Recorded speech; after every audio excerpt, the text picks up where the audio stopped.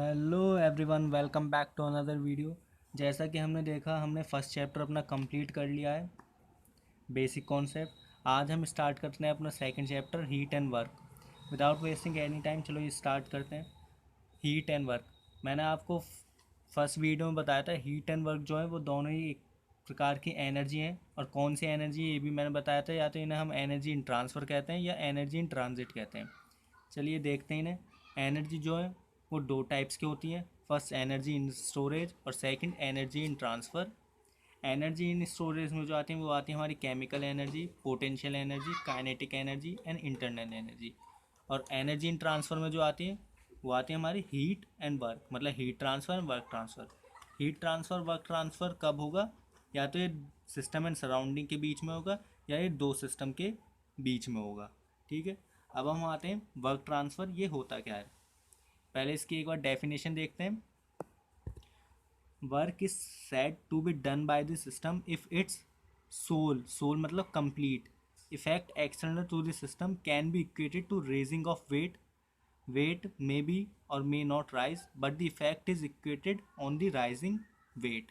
मतलब हम किसी भी सिस्टम के द्वारा वर्क जब ही होगा जब इसका कंप्लीट इफेक्ट जो होगा वो सिस्टम के बाहर होगा, जब वेट रेज करेगा, जब भी हम कह सकते हैं कि वर्क हुआ है। मैं आपको इसे एक डायग्राम के हिसाब से समझाने की कोशिश करता हूँ।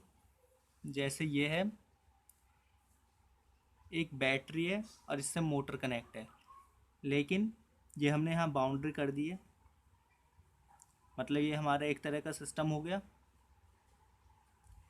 और मैंने आपको वर्क की डेफिनेशन बताया था, इसका sole effect external to the system. External to the system तो यहाँ तो कुछ हो ही नहीं रहा, कुछ इफेक्ट हमें दिख ही नहीं रहा कि ये कुछ वर्क कर रहा है नहीं कर रहा है, तो इसलिए इसमें कोई वर्क ट्रांसफ़र होगा नहीं। अब सेकंड फिगर पे आते हैं, तो देखिए वही सेम बैटरी है, बैटरी से मोटर कनेक्ट है, फिर मोटर से फ़ैन कनेक्ट है। अब हमने यहाँ पे बाउंड्री बनाई है, देखिए ये बाउंड्री है। अब आपने देखा होगा फ़ैन जो है वो बाउंड्री के बाहर है, मतलब सिस्टम से बाहर है।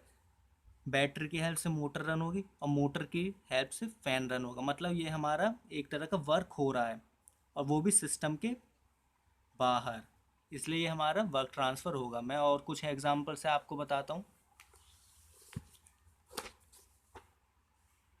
जैसे ये है एक वही सेम बैटरी से मोटर कनेक्ट है, अब मोटर से एक पुली कनेक्ट है और पुली में वेट है।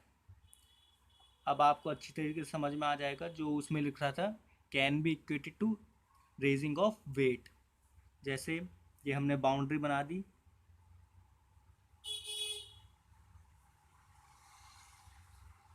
ये सबसे पहली चीज़ हम देख रहे हैं, एक्सटर्नल टू सिस्टम तो है ये, मतलब इसमें वर्क ट्रांसफ़र होगा। मोटर, बैटरी की हेल्प से मोटर रन होगी।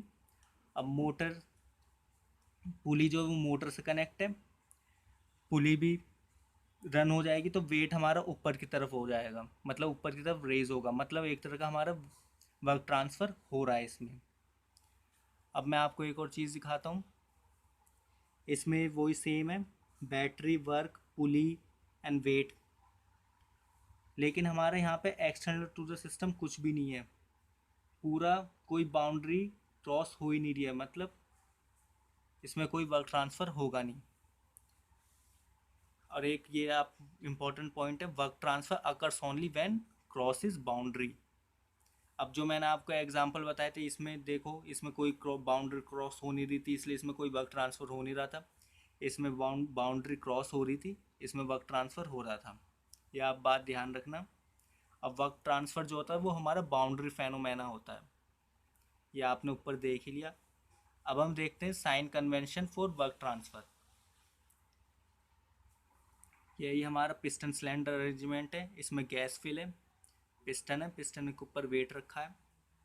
जैसे जैसे हम हीट देंगे पिस्टन ऊपर की तरफ जाएगा, मतलब इसका वॉल्यूम जो है वो इंक्रीज़ होगा, प्रेशर ड्रॉप होगा, मतलब ये एक तरह का ये एक्सपेंशन हो गया।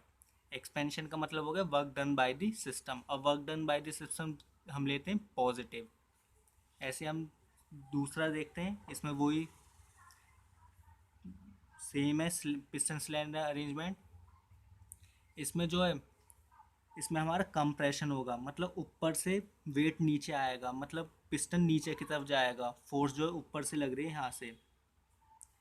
तो यहाँ पे हमारा वॉल्यूम डिक्रीज होगा और प्रेशर इंक्रीज होगा, मतलब ये work done on the system हो रहा है, मतलब ये सिस्टम पे वर्क हो रहा है, इसलिए हम इसे नेगेटिव लेंगे।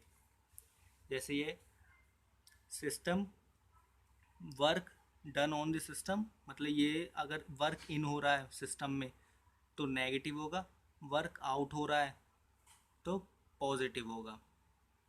ठीक है, ये आप ध्यान रखना इन और आउट का, इस पे न्यूमेरिकल होते हैं।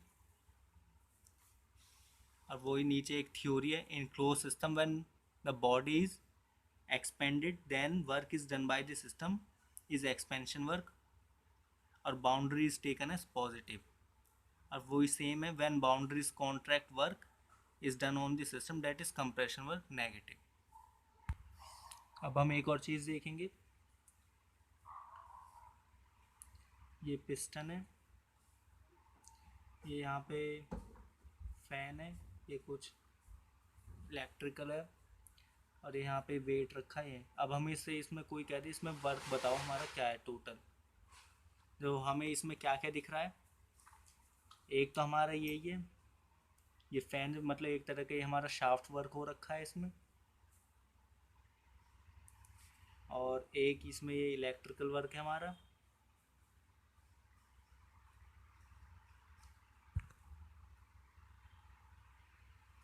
और एक और वर्क हो रहा है, वो हमारा कौन सा वर्क है, डिस्प्लेसमेंट वर्क। डिस्प्लेसमेंट वर्क कौन सा, पिस्टन जो है ऊपर की तरफ मूव होगा, मतलब ये डिस्प्लेसमेंट हो रहा है पिस्टन का, इसलिए ये डिस्प्लेसमेंट वर्क होगा। और आप एक और बात ध्यान रखना, जो डिस्प्लेसमेंट वर्क होता है वो हमेशा पॉजिटिव होता है हमारा, और जो शाफ्ट और इलेक्ट्रिकल वर्क्स होते हैं ये हमारे नेगेटिव होते हैं, क्योंकि ये work done on the system होते हैं ये दोनों, शाफ्ट एंड इलेक्ट्रिक वर्क। और डिस्प्लेसमेंट वर्क जो होता है वो work done by the system होता है। अगर हम एक यही सेम डायग्राम देखें, बस यहाँ पे एक स्टॉपर्स लगा देते हैं, और ये सेम फैन और ये इलेक्ट्रिकल वर्क। तो अब यहाँ पे आप मुझे बताइए कौन कौन सा वर्क होगा, इसका टोटल वर्क बताइए मुझे। ये स्टॉपर्स हैं, डब्लू टोटल इसमें जो होगा, एक तो वही हमारा शाफ्ट वर्क और इलेक्ट्रिकल वर्क, ये दोनों हमारे नेगेटिव होते हैं।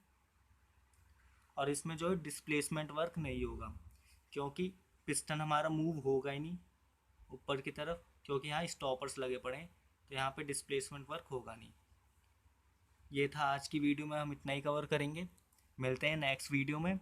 अगर वीडियो अच्छे लगे हो तो लाइक करना और दोस्तों के साथ शेयर करना ना भूलें, और कमेंट करना, और चैनल को सब्सक्राइब ज़रूर करें। धन्यवाद।